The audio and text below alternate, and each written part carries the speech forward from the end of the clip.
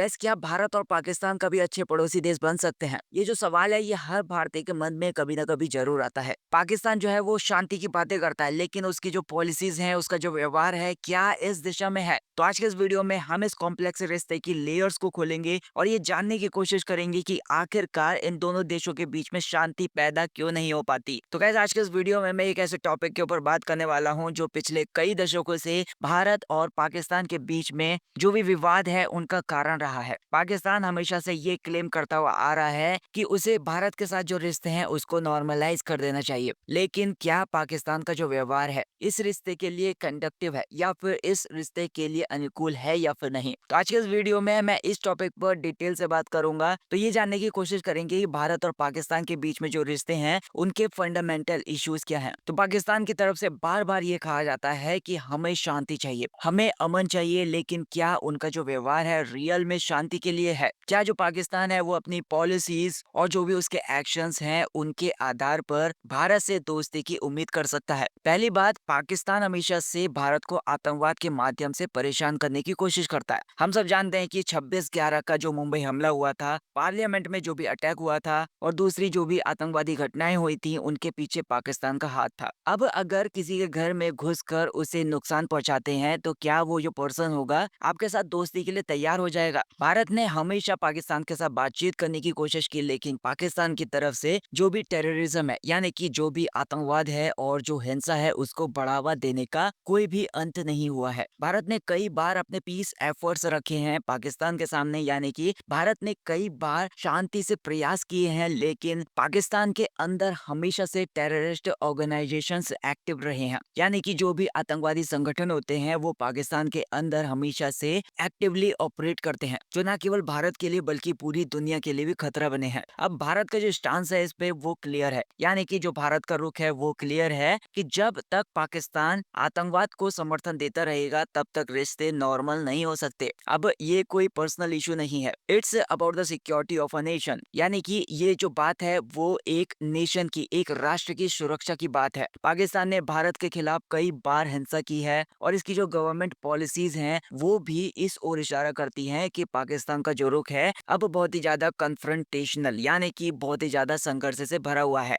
आपको क्या लगता है कि क्या भारत को पाकिस्तान के साथ रिश्तों को नॉर्मल करने के लिए एक और मौका देना चाहिए या फिर पाकिस्तान को अपनी पॉलिसीज के अंदर बदलाव लाने की जरूरत है? आपका क्या मानना है इस चीज को लेकर? मुझे कमेंट सेक्शन में जरूर बताइएगा। अब बात करते हैं पाकिस्तान के फॉरेन मिनिस्टर इशाक डार की, जिन्होंने रिसेंटली ये कहा it takes two to tango, यानी शांति के लिए दोनों देशों को साथ आना चाहिए। पाकिस्तान हमेशा से ये कहता हुआ आया है कि वी वांट पीस, यानी कि हम शांति चाहते हैं, लेकिन क्या उनकी जो पॉलिसीज हैं इस बात को साबित करती हैं? क्या पाकिस्तान का जो व्यवहार है वो शांति की ओर है? पाकिस्तान जो है वो कई सालों से टेररिज्म को यानी कि आतंकवाद को सपोर्ट कर रहा है और उसके द्वारा किए गए जो भी आतंकवादी हमले थे भारत में लगातार बढ़ रहे हैं। तो भारत का जो रिस्पॉन्स रहा है वो हमेशा से ही ये रहा है कि जब तक पाकिस्तान अपनी पॉलिसीज में बदलाव नहीं करता तो फ्रेंडशिप इज नॉट पॉसिबल, यानी कि तब तक जो फ्रेंडशिप है या फिर जो भी दोस्ती है दोनों देशों के बीच में वो पॉसिबल नहीं है। अब ये बात साफ है कि पाकिस्तान को अपनी पॉलिसीज में बदलाव करना होगा, खासकर आतंकवाद को लेकर या फिर आतंकवाद को लेकर जो भी पाकिस्तान का सपोर्ट है उसको रोकने के लिए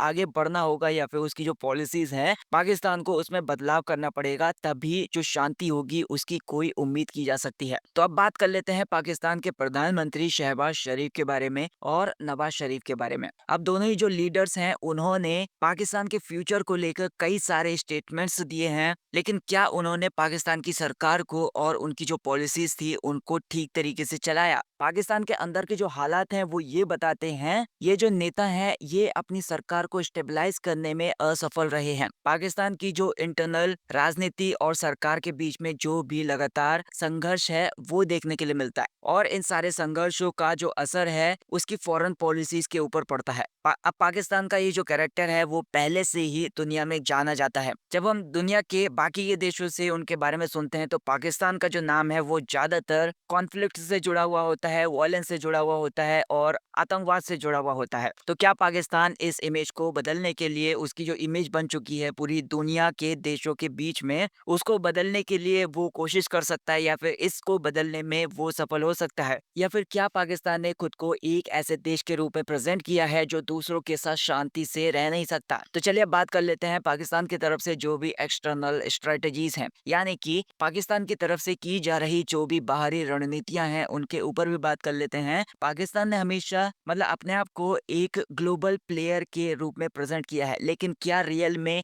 वो एक शक्तिशाली खिलाड़ी बन पाया है, एक पावरफुल खिलाड़ी बन पाया है? अगर हम पाकिस्तान की जो भी मिलिट्री स्ट्रेंथ है और इकोनॉमिक कंडीशन है उसको देखें तो ये बहुत ज्यादा प्रभावी नहीं रहा है। अब चीन के साथ पाकिस्तान के जो रिश्ते हैं वो भी बहुत ज्यादा इंटरेस्टिंग है। चीन ने पाकिस्तान के कई मामलों में मदद की है, लेकिन क्या पाकिस्तान ने चीन से वो मदद ली है जो उसे सही दिशा में यूज किया है, या फिर पाकिस्तान ने केवल अपने देश के हितों को नजरअंदाज करते हुए चीन से अपने राजनीतिक फायदे के लिए समझौते किए हैं? तो लास्ट में बस मैं यही कहना चाहता हूँ कि पाकिस्तान को अपनी पॉलिसीज में बदलाव लाना होगा। पाकिस्तान के लिए जरूरी है कि वो आतंकवाद का जो समर्थन है उसको करना बंद कर दे और शांति की दिशा में आगे बढ़े। अगर पाकिस्तान अपनी पॉलिसीज में चेंज लाता है या फिर अपनी पॉलिसीज में बदलाव लाता है तो हो सकता है कि भारत के साथ उसका जो भी रिश्ता है उसमें सुधार आ सकता है। तो गाइस, आपका क्या मानना है इस चीज को लेकर मुझे कमेंट सेक्शन में जरूर बताइएगा। अगर आपको वीडियो पसंद आई तो वीडियो को लाइक कर देना, चैनल को सब्सक्राइब कर देना। Thank you so much for watching this video.